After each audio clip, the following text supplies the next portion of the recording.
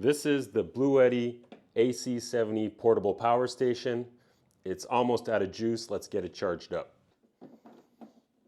Coming in at 450 watts, pretty good. The AC70 is the upgrade to the Bluetti EB70S. This is a 1000 watt output system with 768 watt hours of total capacity. The unit has an AC input, a DC input, a DC 12 volt cigarette lighter output, two USB-C outputs at 100 watts each, two 12 volt USB-A outputs, and two AC outputs with a total capacity of 1000 watts. It's got a nice LCD screen that shows you the AC input wattage, the DC input wattage, the DC output, and the AC output wattage, along with the total charge and the estimated time to reaching full charge. Bluetti sent me this unit to test and review. In terms of what I think are the biggest upgrades compared to the EB70S and some other devices that are on the market are mainly the charging speeds and wattage. Let's bump it up from standard charging mode to turbo,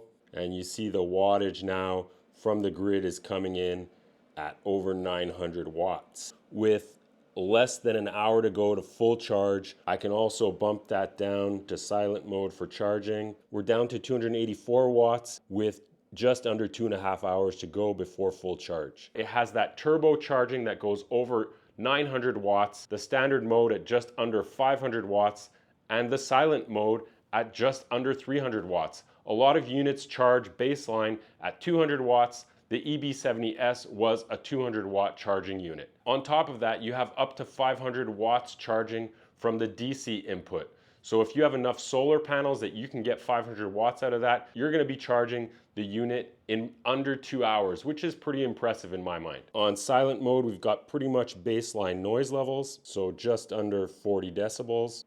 If you go up to standard charging mode, at 450 watts, you're hovering right around 40 decibels also, so pretty quiet. On turbo mode, the fan really kicks in and you're up around 50 decibels.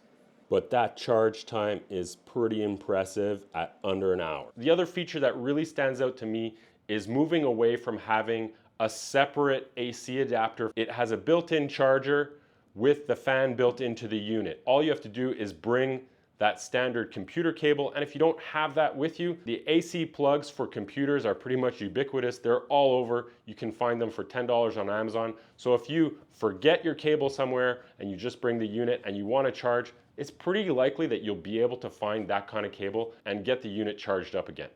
The fourth feature, which is pretty nice to see, is that 1000 watt continuous output with the 2000 watt boost mode. In terms of features that are missing, there's wireless charging, which is pretty common on a lot of portable power stations like this one, and also some kind of lighting. So this is a very bare bones unit. There's nothing else going on than what you see up front. It has a pretty limited number of AC plugs, so a lot of units will have 4 or more plugs. The 4 USB plugs is pretty standard. Some will have 4, some will have 6. I would actually like to see more USB plugs because that's generally what I'm using. Just a built-in handle that's at the back of the unit. They did put in a little bit of a bumper pad up front. When you pick up the unit and put it down, it tilts forward. So you'll be putting it down like that and then tilting it back. The solar input is a nice feature, but when you're out in the field, being able to get a significant charge from the solar panels is gonna be a little bit tricky. It means that you've got to set up permanently somewhere for a few hours. You've got to have good direct sunlight. From my limited testing here at home in the fall with low angle sunlight, the wattage from the single 120 watt solar panel was pretty low. If you can get this plugged in for an hour at a wall outlet, you're basically gonna have a full charge if you move it up to that turbo mode. I did end up testing the panels again in much more direct sunlight, and the output was quite a lot higher at 100 watts. This is a really minimalist unit that's focusing on battery capacity, input wattage, and output wattage. And honestly, those are the things that matter the most. The extra bells and whistles are probably less important, especially if it can help reduce the cost. I've put the unit through its paces this week. I've been running my office off of it basically non-stop. My laptop pulls just over 10 watts and my monitor pulls about 20 watts. I've been able to get 2 full work days per charge. I'm not typically running really high consumption appliances. It's more for recharging small personal electronics. Just to put it into context, 700 watt hours is something like 20 10,000 milliamp hour power bank or over 150 1,000 milliamp hour camera batteries. I'll be putting this unit through its paces over the next few months, going through the spring and next summer. I'll be checking in with a more in-depth review, but also use case. Since I haven't had one of these portable power stations before, do they make my life easier?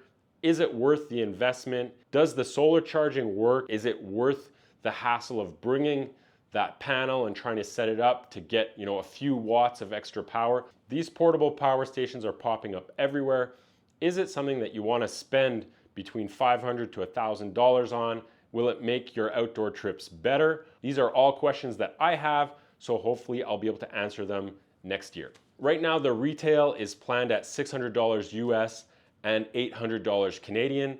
There's often sales through Bluetti, so I would check those out if you're interested in this device. I think it's going for 500 US and just under 700 Canadian. And I think that's a pretty reasonable price if you look at comparables from Anker, Jackery, EcoFlow, BioLite, and then all of the other companies that are out on the market. Bluetti is definitely one of the big players, and I think that you're getting a quality product.